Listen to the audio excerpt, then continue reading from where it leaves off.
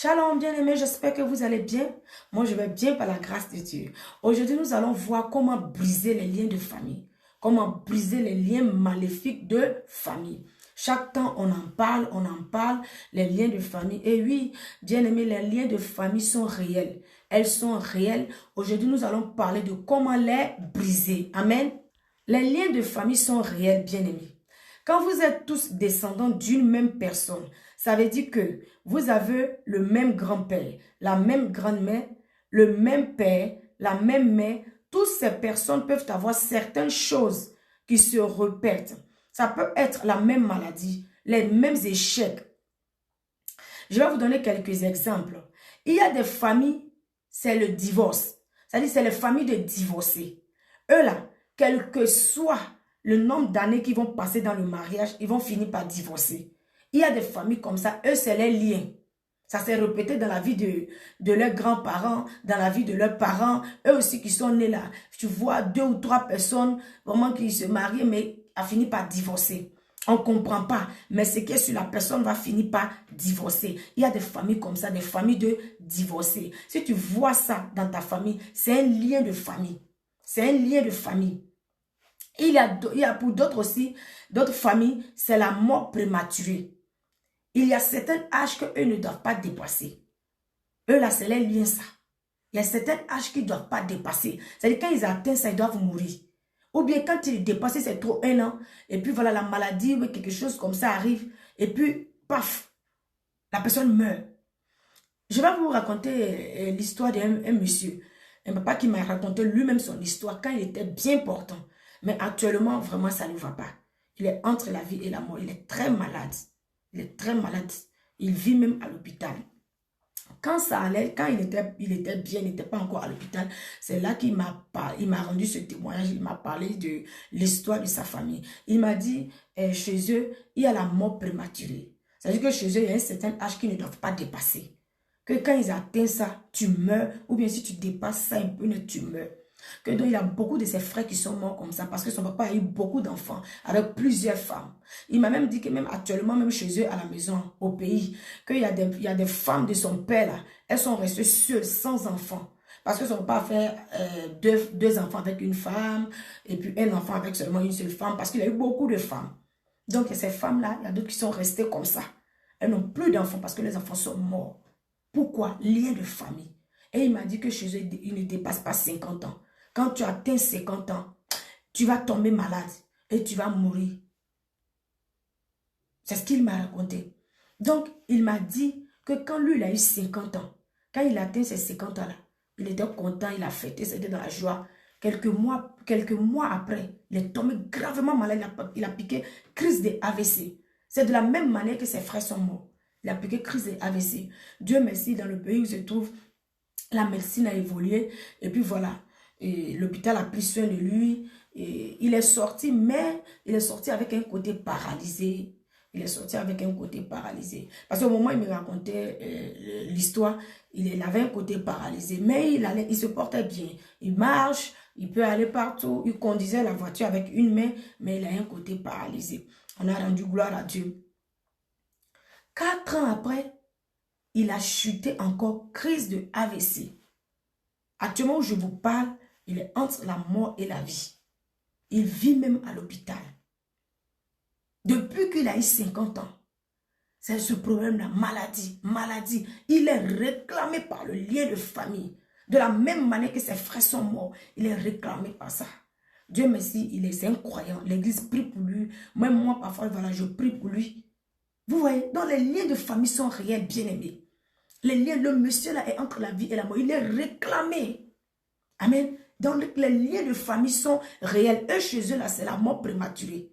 C'est la mort prématurée. Quand tu atteins 50 ans, tu meurs. Ou bien quand tu dépasses, si tu as trop dépassé 1 an, tu meurs. C'est le lien, ça. Il y a aussi des familles, là. C'est des enfants malades qu'on enfante. C'est-à-dire, à chaque génération, 1 ou 2 personnes vont enfanter un enfant malade. C'est-à-dire, les enfants qui ne sont pas normaux, là. Tu vas voir ça dans des familles beaucoup. C'est un lien. À chaque génération, il y a 1 ou 2 personnes voilà, de la même famille qui va enfanter un enfant malade. L'enfant là il n'est pas bien, il n'est pas normal. Ça aussi là, c'est un lien. Il y a des familles aussi, c'est la pauvreté bien-aimée. C'est-à-dire que là-bas, là, on ne prospère pas. Il y a beaucoup de cas, hein. C'est quelques cas que j'ai cités. C'est-à-dire qu'il y a là-bas, là, on ne prospère pas. On ne prospère pas, la pauvreté. Il y a une certaine limite qu'on ne doit pas dépasser. Vous mangez, vous travaillez, vous mangez, mais vous n'êtes pas dans la prospérité. Il y a la pauvreté. Personne ne brille. Personne n'arrive vraiment à sortir sa tête de l'eau. Tout le monde est limité. Lien de pauvreté. Il y a des liens comme ça dans des familles. Comme je dis, il y a plusieurs cas. C'est quelques cas que j'ai cités. Il y a plusieurs cas. Amen. Pourquoi nous avons ces liens dans nos vies? Et puis bien aimé, les liens de famille, ce n'est pas seulement chez les Africains. Les liens de famille, c'est dans toutes les familles. Chacun a pour lui. Pour comprendre pourquoi les liens de famille existent, nous allons lire Josué 24, verset 2. Amen. Il est écrit dans Josué 24, verset 2. Josué dit à tout le peuple, « Ainsi parle l'Éternel, le Dieu d'Israël. Vos pères, Terach, père d'Abraham et père de Nachor, habitaient anciennement de l'autre côté du fleuve et ils servaient d'autres dieux. » Ils servaient d'autres dieux. C'est-à-dire que le père d'Abraham, c'était un idolâtre. C'était un féticheur. Il servait d'autres dieux. D'autres dieux, ce n'est pas le Dieu créateur des cieux et de la terre. Il servait d'autres dieux. Donc la cause de ces liens dans nos vies vient de l'idolâtrie. La Bible déclare ici clairement, Josué 24, verset 2. Le père d'Abraham habitait anciennement de l'autre côté du fleuve et il servait d'autres dieux. Il servait d'autres dieux. Ça veut dire que le père d'Abraham adorait un autre Dieu qui était en dehors du vrai Dieu.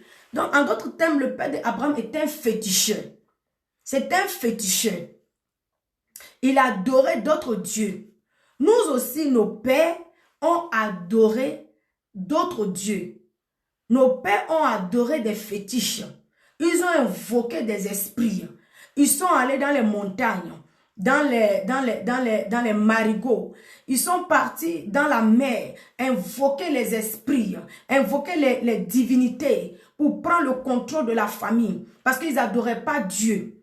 Ils n'étaient pas des croyants. Ils n'adoraient pas Dieu. Donc, ce sont les esprits là, les anges déchus. Parce que quand le diable et ses démons, ils ont perdu la place au ciel là-bas, ils sont tombés sur la terre là. Eux, ils cherchent des corps habités parce qu'ils veulent régner. C'est pourquoi il a fait la rébellion. Ils veulent régner, ils veulent gouverner.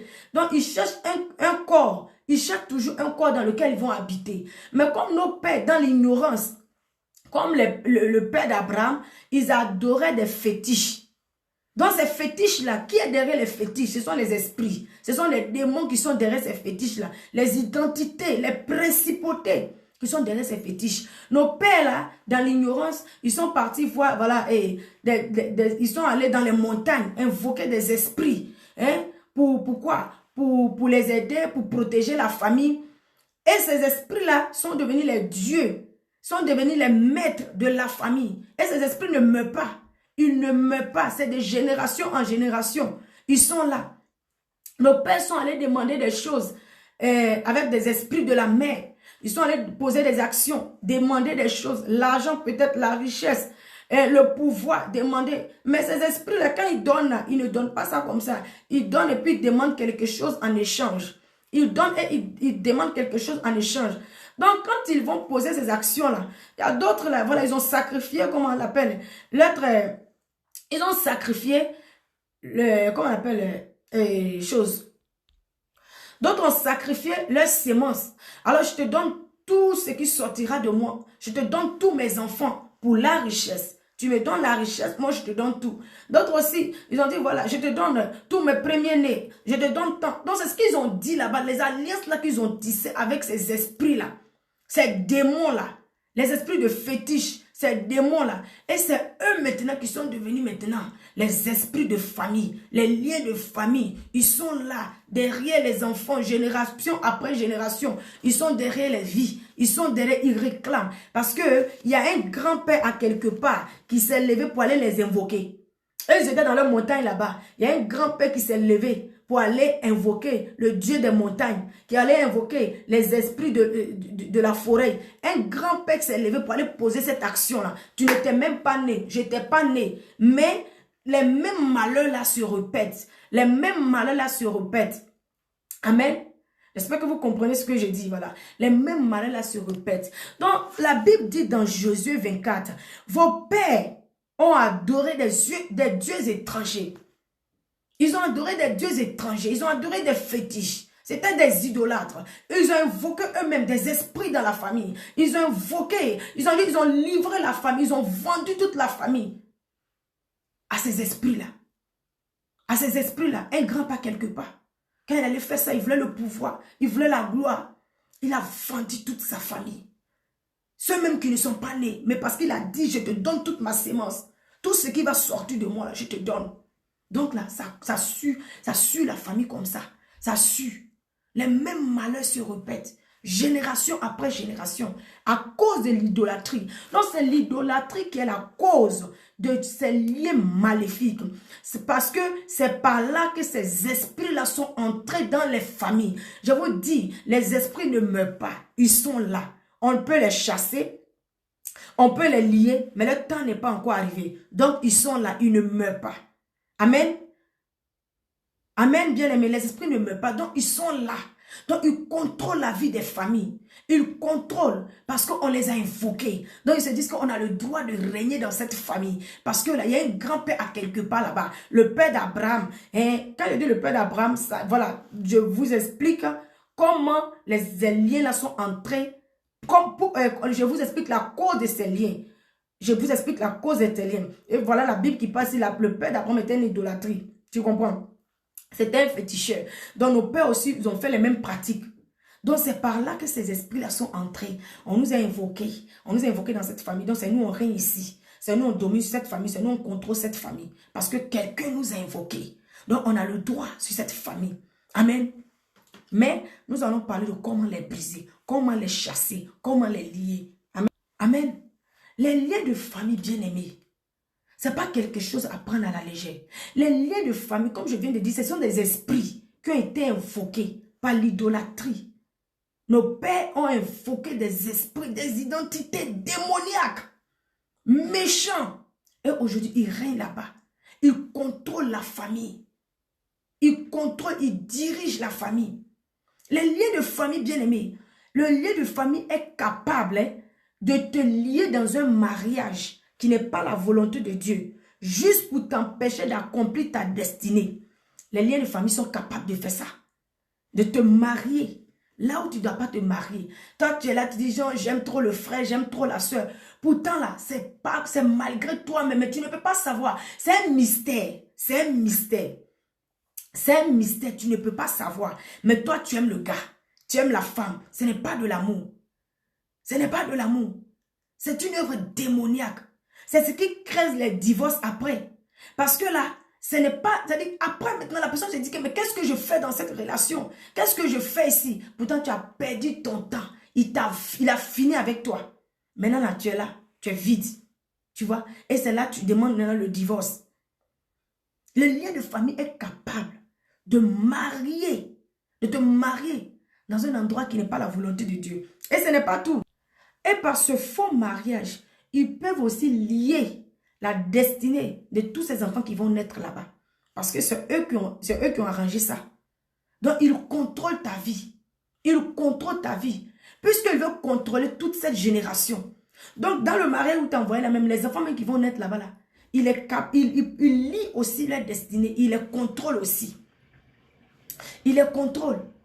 Donc, bien aimé, le lien de famille là, c'est pas quelque chose à prendre, c'est pas quelque chose à prendre à la légère. C'est pas quelque chose à prendre à la légère, bien aimé. Les liens de famille, c'est pas le jeune qui brise les liens de famille. Non, c'est pas le jeune. Je vais expliquer comment briser.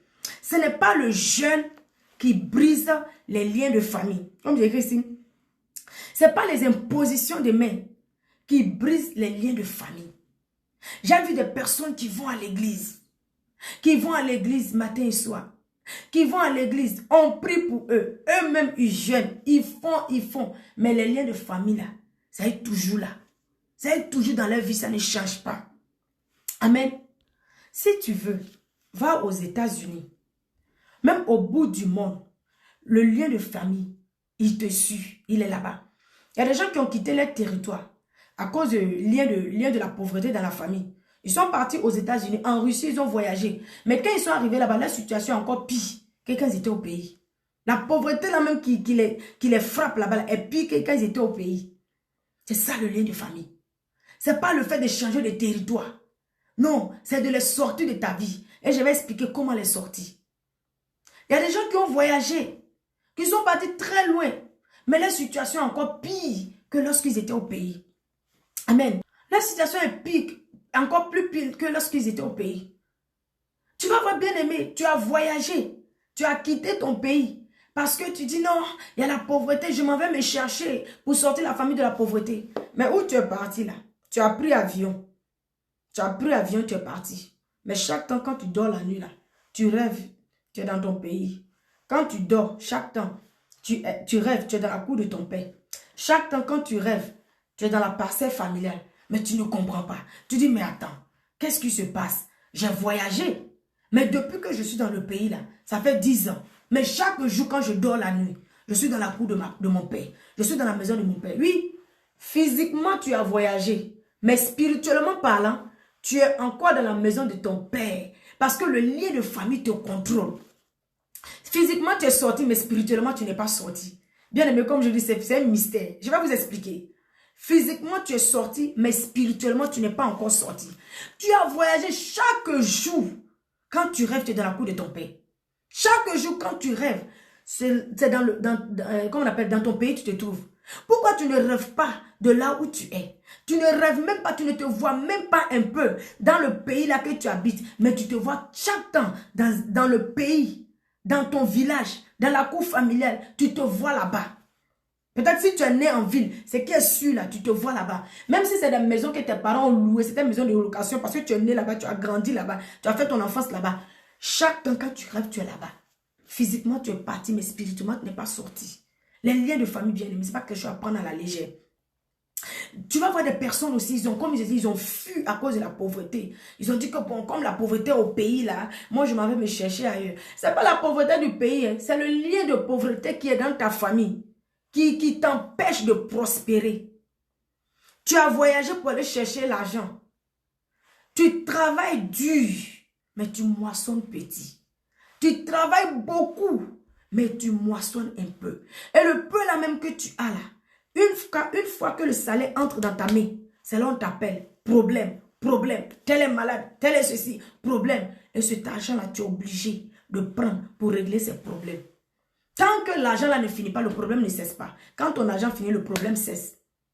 Tu travailles beaucoup, mais tu moissonnes peu. Ça, c'est le lien de famille qui fait ça. C'est le lien de famille. Parce qu'il a fait échouer tes pères. Et il a même autorité là sur toi. Il te contrôle aussi comme il a contrôlé la vie de tes pères. Il te limite comme il a limité tes pères. Il te limite comme il a limité tes pères. Donc tu travailles dur, tu travailles beaucoup, mais tu moissonnes un peu. Toi-même tu ne comprends pas. Tu es frustré. Tu demandes qu'on prie pour toi. Tu gênes, mais la situation persiste. La situation persiste. Tu vois, donc la situation persiste. La chose ne change pas. Tu es frustré. C'est les liens de famille, bien-aimés. Donc, comme j'ai dit, nous allons voir comment briser ces liens de famille. Et pour cela, nous allons partir dans Genèse 12 à partir du verset 1. Amen. Comment briser les liens de famille? Comment briser les liens de famille? Bien-aimé, écoute très bien. Nous allons parler de comment briser les liens de famille. Genèse 12 à partir du verset 1. L'Éternel dit à Abraham, va-t'en de ton pays, de ta patrie, de la maison de ton père, dans le pays que je te montrerai. Je ferai de toi une grande nation et je te bénirai. Je rendrai ton nom grand et tu seras une source de bénédiction. Et tu seras une source de bénédiction. Alors, Genèse 12, verset 1. Le Seigneur parle de partir. Il parle de quitter. Il dit à Abraham, va-t'en. Quitte ta patrie. Partir, quitter. Le Seigneur ne nous demande pas aujourd'hui de quitter nos parents, d'abandonner nos parents, non. Dieu même lui dit, honore ton père et ta mère, bien sûr. Il ne te demande pas aussi de quitter ton pays, de voyager. Quitter là, qui est écrit dans Genèse 12, l'Éternel parle de la conversion. De la conversion. Abraham, l'Éternel dit, Abraham, quitte la maison de ton père. Quitte ta patrie. Le Seigneur parle de la conversion. Puisque le père de Abraham, Terach, était un idolâtre, c'était un féticheur. Il adorait d'autres dieux. C'est clair qu'Abraham aussi était un idolâtre. C'est clair qu'Abraham aussi adorait le même Dieu que son père. L'Éternel a apparu à Abraham, il dit, va-t'en, quitte ta patrie. Aujourd'hui, le Seigneur te parle, bien-aimé. Toi qui écoutes ce message, le Seigneur te parle. Jésus dit dans sa parole, dans Apocalypse, il dit, je me tiens à la porte et je frappe. Celui qui m'entend, il ouvre. Je entrerai et toi, je souperai avec la personne. Je suis à la porte, je frappe. Si c'est quelqu'un qui m'attend, celui qui m'entend, il ouvre la porte, je vais entrer chez lui. Et si l'Éternel a dit à Abraham de partir, Abraham était libre de dire que je ne vais pas. Abraham était libre de dire que je ne quitte pas. Abraham était libre de dire que je n'abandonne pas les voies de mes pères. Mais non, il a obéi, il est parti. C'est la même chose que Jésus te dit dans le Nouveau Testament. Je me tiens à la porte, je frappe. Si quelqu'un m'entend et qu'il ouvre, je vais entrer et souper avec la personne. C'est la conversion. Comment on appelle? J'ai noté ici, comment briser les liens de famille numéro 1, c'est la conversion, bien-aimé. La vraie conversion. La vraie conversion à Dieu. C'est ça qui brise les liens de famille. La conversion, c'est quoi? Changer de religion, changer de niveau, changer de religion, changer de lieu et accepter Jésus-Christ comme Seigneur et Sauveur. Comme Seigneur et Sauveur. Adorer lui seul, le véritable Dieu. Donc c'est ce que Dieu est en train de dire à Abraham. Dieu est en train de dire à Abraham. C'est-à-dire que ce qui s'est passé avec Abraham. Tu sais bien, quand le Seigneur parle dans la Bible, quand il parle à une personne, ce qu'il a dit à Abraham là, c'est la même chose qu'il me dit. S'il parle à Jean, il a dit quelque chose à Jean. Aujourd'hui, c'est à moi qu'il dit ça. Aujourd'hui, je répète, le Seigneur ne te dit pas de quitter ta patrie. Le Seigneur ne te dit pas de quitter physiquement. Il parle de quitter spirituel.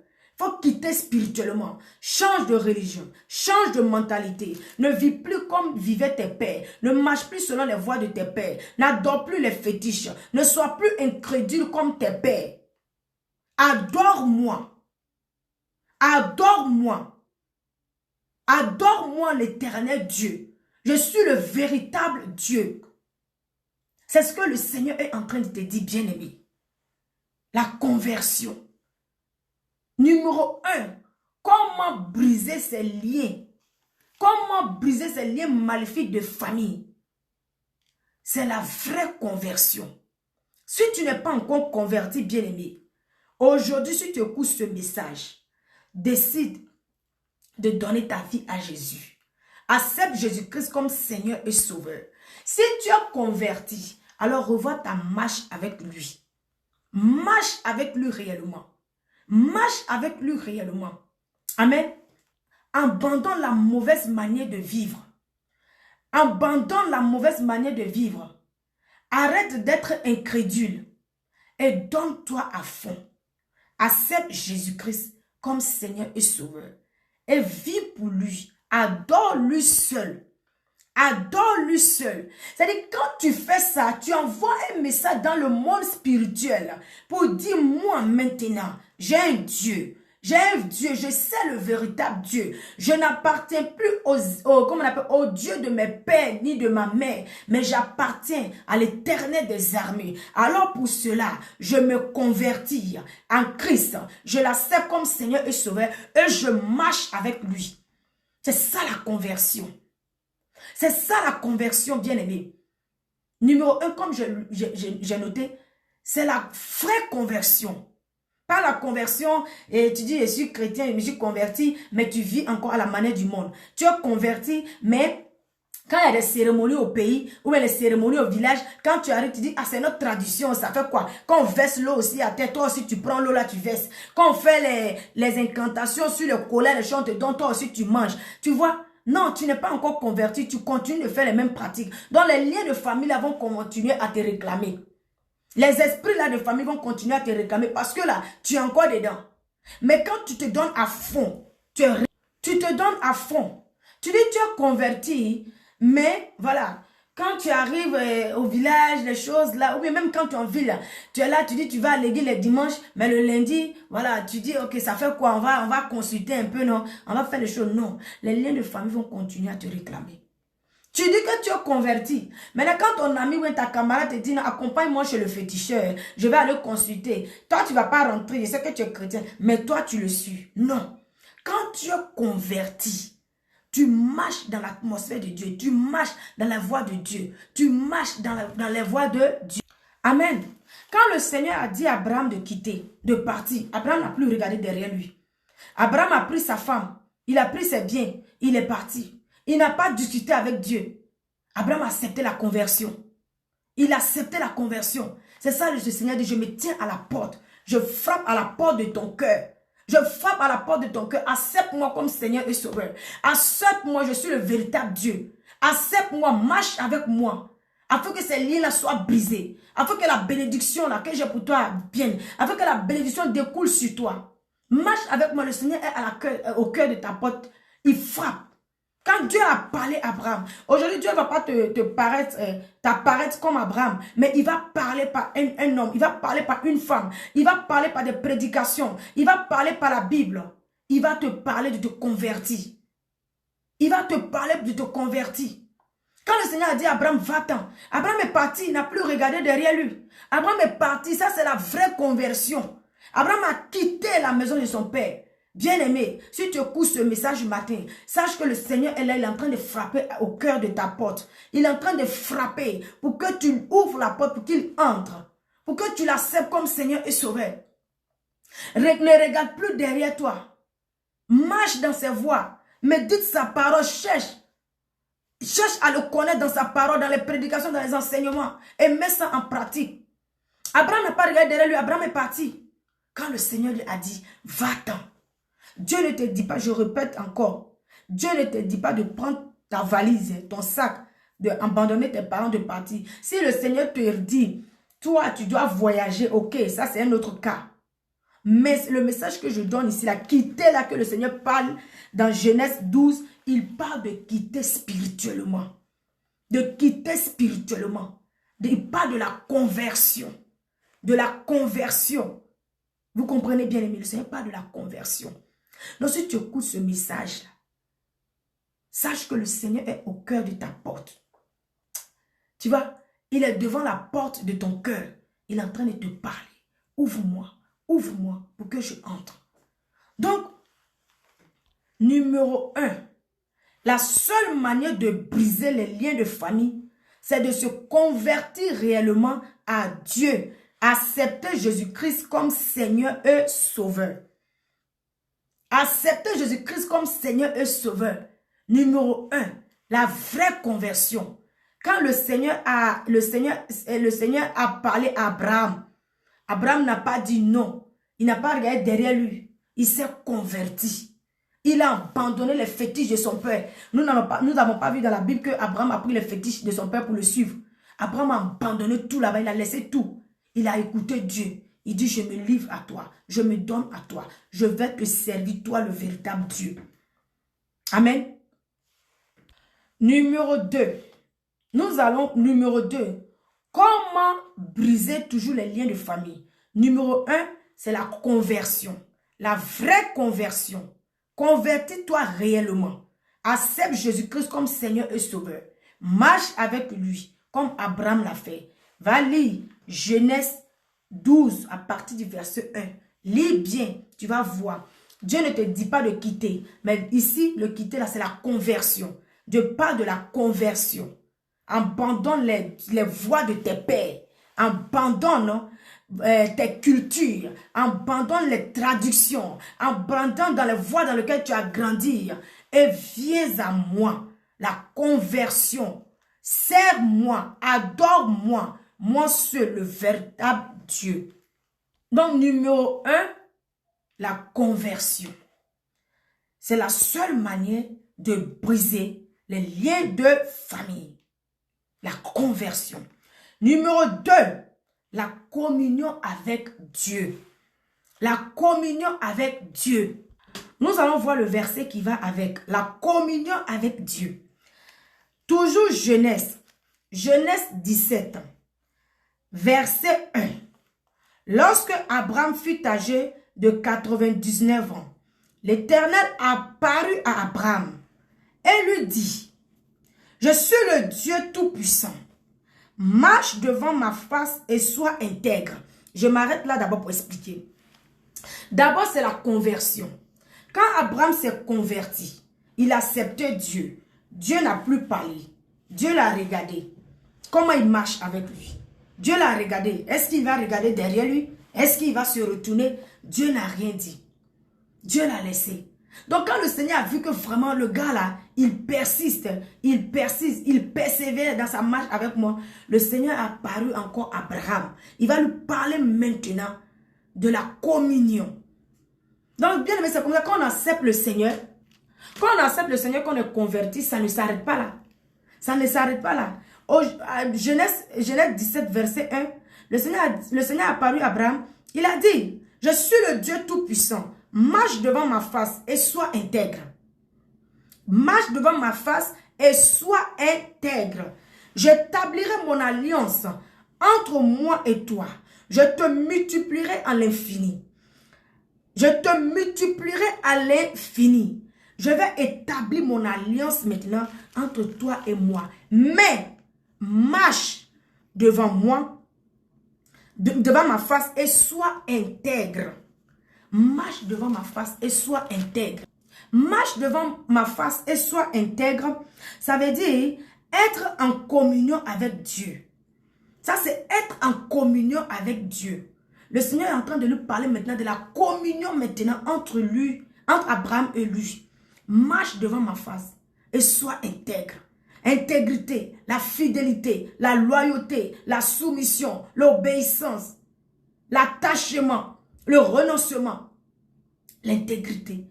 Il dit sois intègre. Le mot là est puissant. Le mot là est puissant. Donc, Genèse 17, verset 1, marche devant moi et sois intègre. Le Seigneur parle de la communion avec Abraham. Soit la communion, ça veut dire être en communion avec Dieu. Avoir une vie de prière. Méditer la parole de Dieu et la mettre en pratique. Et la mettre en pratique. Voici le numéro 2 qui brise les liens de famille. C'est que là maintenant, tu viens de envoyer un message dans le monde spirituel, dans le monde des ténèbres, pour dire, moi j'ai changé de camp, moi j'ai changé de niveau. Ce qui est arrivé à mes pères, ce qui est arrivé à ma mère, ne peut plus m'arriver, parce que je n'adore plus le même Dieu qu'eux. Je n'adore plus le même Dieu qu'eux. Ce n'est pas le même esprit là qui contrôle ma vie. J'ai le Saint-Esprit maintenant. C'est ça, la communion avec Dieu. Tu lis la parole, tu la médites, tu la mets en pratique. Tu obéis à sa parole. Tu obéis à ses voix.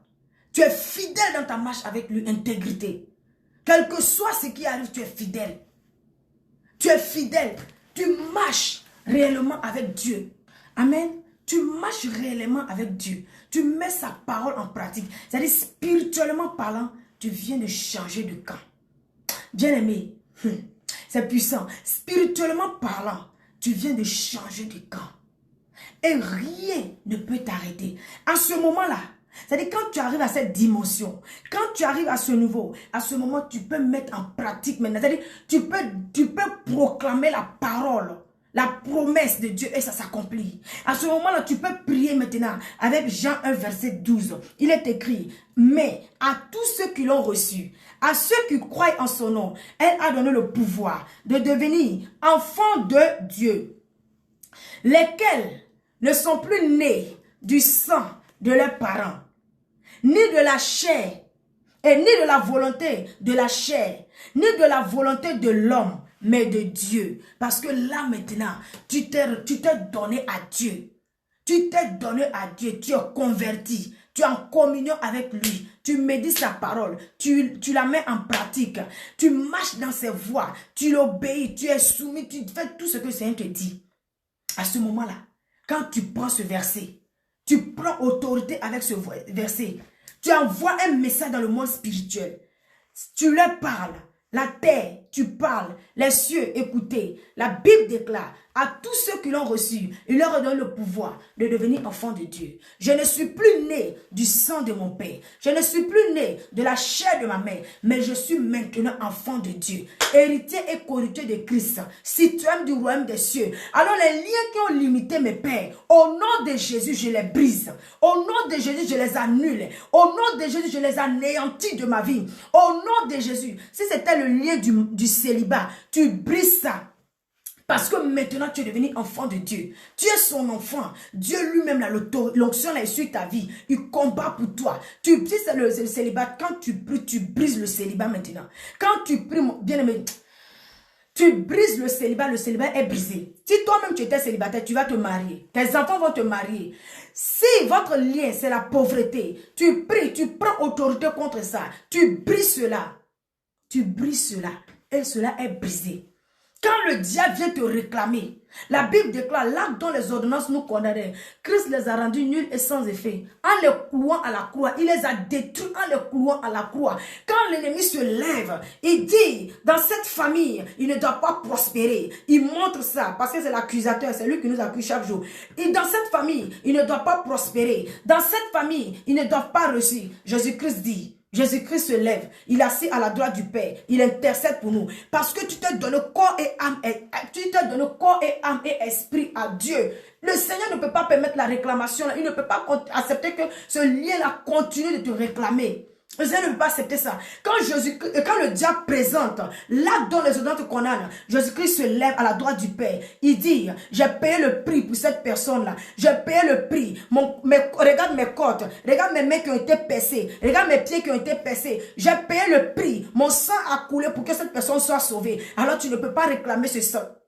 À ce moment-là, Colossiens 2, verset 14 s'accomplit pleinement dans ta vie.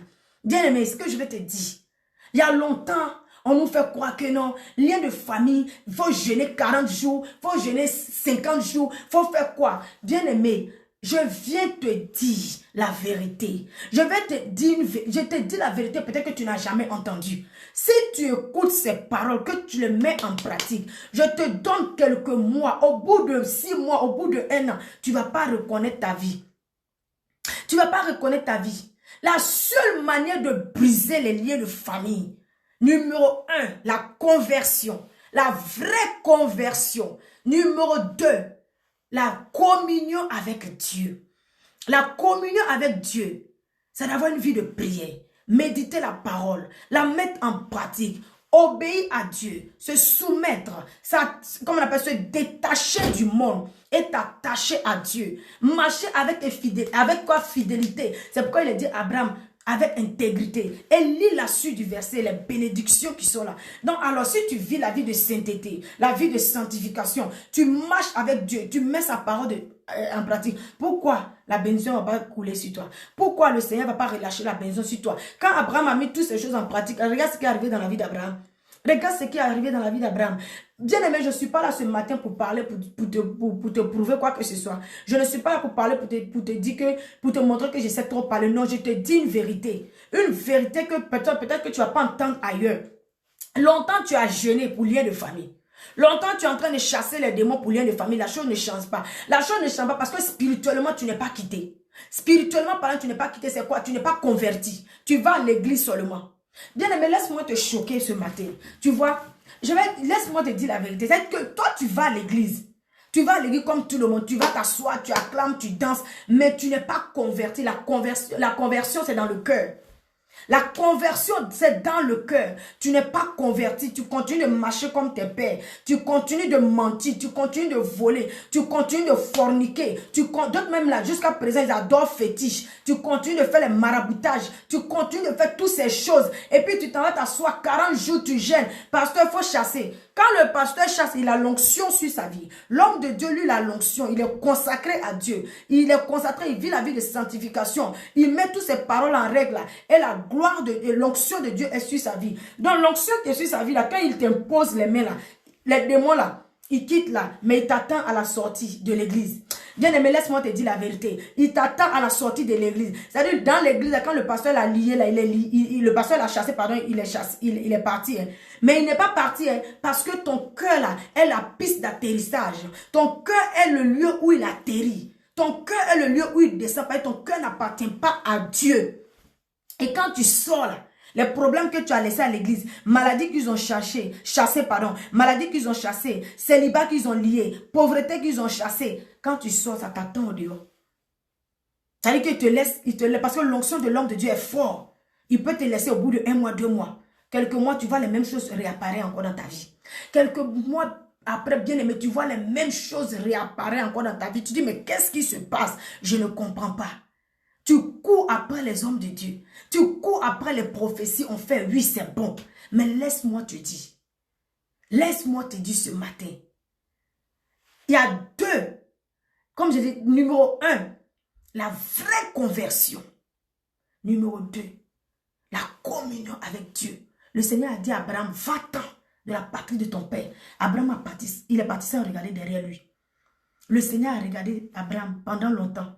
Il a regardé Abraham pendant longtemps. Il marchait avec lui. C'est-à-dire qu'il est converti maintenant. Il marche avec Dieu. Il marche avec Dieu. Quelque temps après, le Seigneur a apparu à Abraham. Il a dit maintenant, marche devant moi. Marche devant ma face et sois intègre. Fidélité, loyauté, soumission, obéissance, détachement, le renoncement et l'attachement, pardon. C'est ce que le Seigneur dit à Abraham. Abraham l'a fait. Regardez ce que Dieu a fait. Dieu n'est pas un homme pour mentir. Dieu nous aime bien aimés. Donc tout ce qui nous arrive là, ce n'est pas Dieu. Dans les liens de famille là, comme j'ai cité, c'est ce que nos pères ont invoqué.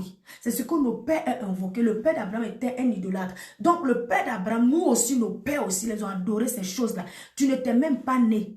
Tu n'étais pas né, je n'étais pas né. Mais la chose continue. Les mêmes choses qui sont arrivées à tes pères là, toi aussi tu vis les mêmes choses. Parce que tu n'es pas converti, parce que tu marches toujours dans les voies de tes pères. Parce que tu adores, tu fais la même chose que tes pères. Même si ce n'est pas le fétiche, mais tes pères étaient incrédules. Tes pères étaient incrédules. Tes pères ne connaissaient pas le Seigneur. Tes pères s'en foutaient. Ils s'en foutaient d'affaires de Dieu, là, ils ne sont pas dedans. Ou bien tes pères étaient vraiment un genre de chrétiens, mais ils n'étaient pas. Toi aussi, tu fais la même chose. Et tu es étonné que ces liens de famille là réclament toujours ta vie. Tu es étonné, bien-aimé. Bien-aimé, si tu écoutes ce message, tu es fatigué des liens de famille.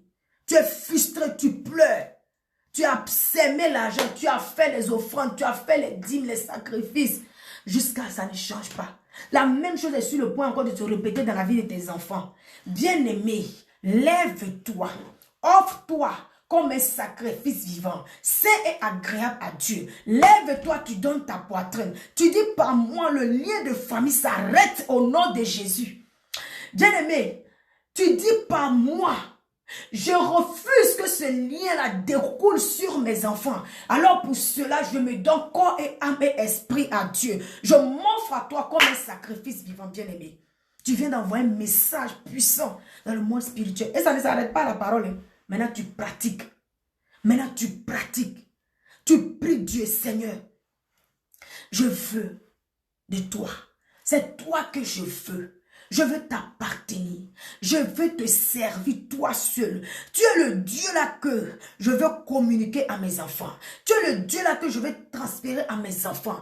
Tu es le Dieu là, Seigneur, que je veux donner à mes enfants. Je suis fatigué de ces liens là. C'est toi que je veux, papa. Chaque jour, quand tu fais cette prière là, le Seigneur va disposer ton cœur, va transformer ton cœur. Voilà, à transformer ton cœur, à transformer ton cœur petit à petit, de petit à petit. Tu vois, quand la femme est enceinte là, quand la femme est enceinte, elle va à l'hôpital. On lui dit que non, tu es enceinte de 1 mois. Mais on ne voit même pas le bébé, il est petit comme ça. 3 mois, quand elle se retourne, on dit, ah, on voit qu'il a des petits doigts. Quand elle se retourne encore 6 mois après, on dit, ah, on voit maintenant son cœur bat bien, on voit son sexe, tout ça là. 9 mois maintenant, l'enfant est sur le point d'être enfanté. C'est prêt maintenant. C'est de la même manière, bien aimé, si tu écoutes ce message, que vraiment tu veux te convertir réellement, tu veux marcher avec Dieu, tu veux mettre ça en parole en pratique, prie chaque jour. Seigneur, aide-moi. Aide-moi à me convertir réellement. Aide-moi à être converti réellement. Aide-moi à être converti réellement. Aide-moi à marcher avec toi, avec intégrité. Aide-moi à mettre ta parole en pratique. Aide-moi à être en communion avec toi. Aide-moi. Chaque jour quand tu pries, je n'ai pas de porter ça comme un fardeau. Chaque jour quand tu viens prier, tu pries. Tu fais ces prières de supplication à Dieu. Ne t'inquiète pas. Au bout de quelques mois, tu vas voir que l'appétit là va commencer à naître en toi. Tu vas voir que mais toi-même, tu as commencé à changer. Tu vas voir que non, tu as commencé à te détacher de certaines mauvaises habitudes, voilà, des comportements que tu prenais plaisir à ça. Tu vas voir que bon, tu ne prends plus trop plaisir à ça. Tu vois, la prière a commencé à faire effet, commencer à se transformer. C'est comme ça, bien-aimé. La seule chose qui brise les liens de famille, c'est la conversion. La conversion et la communion avec Dieu. C'est les deux là. Je te dis, bien-aimé, je ne suis pas là pour te raconter n'importe quoi. Je te dis la vérité. Je te dis que les liens, c'est dans toutes les familles. Non? Donc, ça veut dire que moi aussi, ma famille a des liens. Donc là, je te dis, voilà ce qui brise les liens de famille. La communion avec Dieu. La communion, la vraie communion. Si tu ne comprends pas la communion, va dans le dictionnaire, Google, cherche les versets bibliques. Regarde ceux qui étaient en communion avec Dieu. Hein? Ceux qui étaient en communion avec Dieu, qui sont convertis dans la Bible. Regarde, tu vas voir. Quand tu vas voir tout ça, toi-même, tu vas t'encourager toi-même. Tu vas t'encourager toi-même. Et tu vas marcher dans les voies de Dieu. On est fatigué, bien-aimé. Donc, je viens te communiquer ce message ce matin pour que tu te lèves. Il n'y a pas deux manières de briser les liens de famille. Parce que la conversion, c'est quoi? Tu sors des ténèbres, tu rentres dans la lumière. Les dieux étrangers que nos pères ont adorés, les esprits qu'ils ont invoqués, le diable, c'est quoi? C'est les ténèbres. Tu marches, c'est lui qui te conduit, tu marches dans les ténèbres, tu tâtonnes seulement, tu tâtonnes, tu ne sais même pas où tu vas, ta vie n'est même pas dirigée par Dieu. Tu te retrouves là, tu poses des actions que tu ne dois pas poser, ça te crée des problèmes, le retard, beaucoup de choses. Donc la conversion, c'est ça, tu sors des ténèbres, tu entres dans la lumière. Jésus-Christ dit, je suis la lumière. Laisse-moi te chercher ce verset. Jésus dit, dans Jean 8, verset 12, je suis la lumière du monde. Je suis la lumière du monde. Celui qui me suit ne marchera pas dans les ténèbres, mais il aura la lumière de la vie. Celui qui me suit ne marchera pas dans les ténèbres. Jean 8, verset 12. Jean 8, verset 12. Pour celui qui veut méditer. Jean 8, verset 12. Celui qui me suit ne marchera pas dans les ténèbres, mais il marchera dans la lumière du monde. Il marchera dans la lumière du monde. Donc, vous comprenez la conversion et la communion avec Dieu. Donc, Seigneur Jésus dit, celui qui marche me suit. Celui qui me suit va marcher dans la lumière. Il ne va pas marcher dans les ténèbres. Donc, ça veut dire que si tu ne suis pas Dieu, c'est clair que tu vas marcher dans les ténèbres. C'est clair que tu vas marcher dans les ténèbres. Nos pères ont marché dans les ténèbres. C'est ce qui a envoyé tout ça là. Mais si tu ne marches pas avec Dieu, tu continues de marcher comme ça. Tu vas, je suis chrétien, je vais à l'église, c'est bon, je vais à l'église, mais tu n'es pas converti réellement. Tu n'es pas en communion avec Dieu. Et tu vois, toutes ces choses-là arrivent.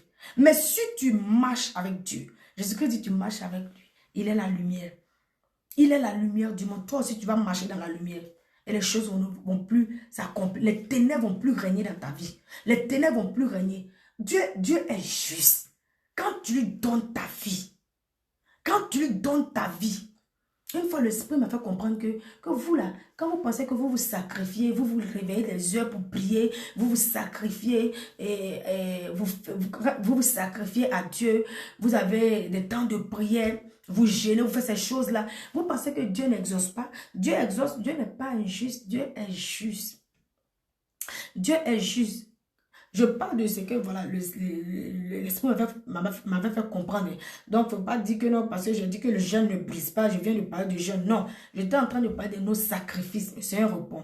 Mais ce qui concerne le lien de famille, là, le jeûne ne brise pas ça. C'est la consécration, comment on appelle, la conversion et la communion avec Dieu. Bien-aimé, si tu fais ça là, c'est-à-dire que tu appartiens à Dieu. Tu dis Dieu, je suis ton enfant. Les bénédictions vont découler. Les bénédictions vont découler. Tu vas rentrer dans tes percées. Tu vas rentrer dans ton héritage. Tu vas accomplir ta destinée.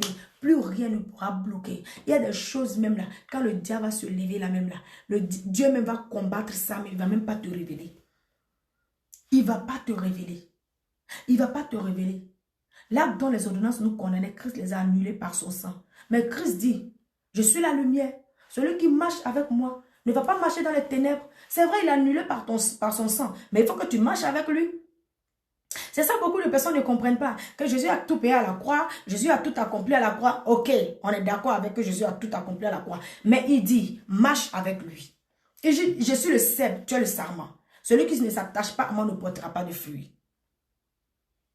Celui qui ne s'attache pas à moi ne portera pas de fruits. Il a dit quoi encore? Il dit, si vous m'aimez, mettez en pratique mes paroles.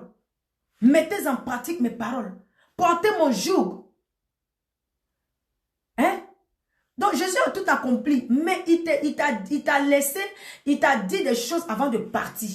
Il t'a dit des choses avant de partir. Si tu m'aimes, voilà ce que tu dois faire. Voilà ce que tu dois faire. Voilà ce que tu dois faire. Je suis la lumière. J'aime ce verset. Je suis la lumière. Si tu me suis, tu ne marcheras pas dans les ténèbres. Tu vas marcher dans la lumière. Donc on le suit comment? La conversion. On le suit comment? La communion. On le suit comment?